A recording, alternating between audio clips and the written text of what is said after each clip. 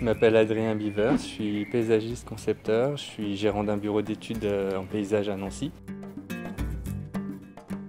Je pense que le paysagiste il a pleinement sa place dans ce type de démarche. Il est facilitateur du projet mais il est aussi concepteur, maître d'œuvre, donc il n'est pas totalement neutre, il est un petit peu jugé parti, donc il faut bien réussir à faire ce petit travail d'acrobatie. Un des éléments très importants dans ce type de démarche, c'est de rester vraiment sincère et honnête complètement tout au long de la démarche pour que les habitants en fait, ils sentent cette sincérité et qu'eux aussi puissent s'engager pleinement dans la démarche.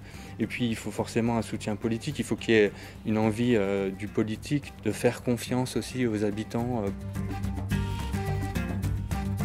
Ce type de démarche, elle permet aussi d'ouvrir des nouvelles idées que le concepteur ou que les maîtrises d'ouvrage n'ont pas forcément identifiées et qui sont vraiment plus en adéquation avec le fonctionnement des usages et des espaces.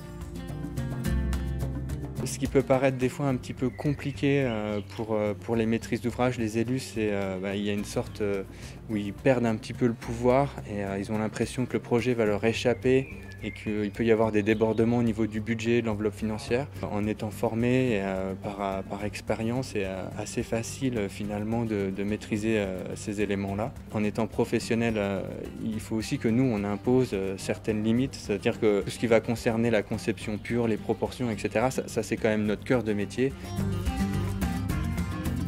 J'ai des retours d'élus qui sont plutôt positifs, qu'ils n'y croyaient pas du tout, ils étaient assez sceptiques et aujourd'hui ils sont surpris de ce que ça développe. Donc je pense qu'il faut vraiment par contre se former à la facilitation et avoir des bons outils pour que ça fonctionne.